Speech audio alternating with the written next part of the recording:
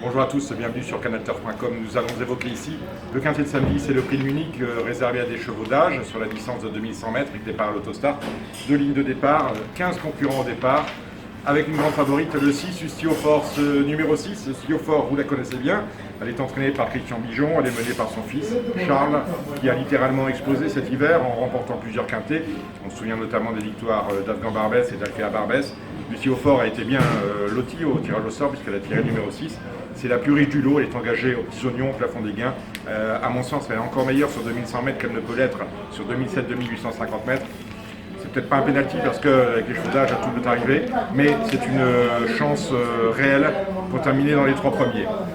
Autre base, là, ce beau gamin, c'est l'entraînement de Sébastien Garato, la drive d'Éric Raffin. Cheval qui fait toutes ses courses actuellement, il reste sur des accessibles de toute beauté, dans des lots un peu supérieurs à celui-ci. On le retient en bonne place. J'ai retenu également le cheval que présente Franck Nivard et qui est drivé par Jean-Philippe Monclin, c'est Akido, qui reste sur de très bons accessites. Lui aussi peut totalement se révéler sur cette distance qui est peut-être sa meilleure distance, lui que l'on a vu se mettre en évidence récemment sur des distances beaucoup plus longues.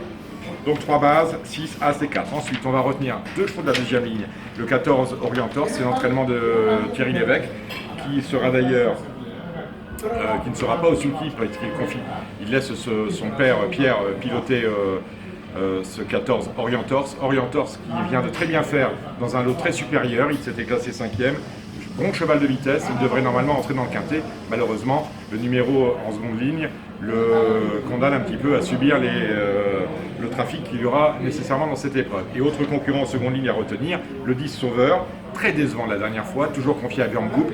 Il est de nouveau déféré des 4 pieds, il faut absolument le racheter parce qu'il s'il se sort de l'ornière que constitue le 10 derrière l'autostart, on notera qu'il s'élance juste derrière le 1 beau gamin, il est capable de faire parler de lui. Et ensuite, en pêle-mêle, on peut retenir le 13 Nuage en Ciel. C'est un cheval entraîné par Philippe Billard. Il fait sa rentrée, mais c'est un cheval qui a beaucoup de vitesse, il court bien frais. Il est plutôt bien associé, puisqu'à son sulky, on retrouve Pippo Gubellini, qui devrait très bien s'en servir. Nous retenons également le 3 Arasi Boko. C'est le même entraînement, celui de Philippe Billard.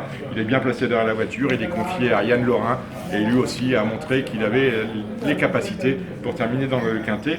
Un quintet finalement très ouvert. On peut éventuellement spéculer sur les chances du 7, Tropique du Hêtre. Il avait terminé 3e ou 4e de l'édition 2016 de ce prix de Munich. Il est en forme. Il fait toutes ses courses actuellement. Sur 2100 mètres, là encore, c'est une belle surprise possible. Il y aura 25 contre 1. Vous pouvez même tenter un petit billet placé sur les chances de ce concurrent qui est entraîné par Damien Beaune.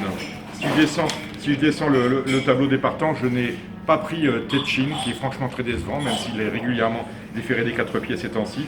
Je n'ai pas repris United Back, l'entraînement de Laurent Leduc, la drive de Jean-Michel Bazir, un bon numéro de l'autostart, mais à mon sens, un concurrent peut-être hors distance.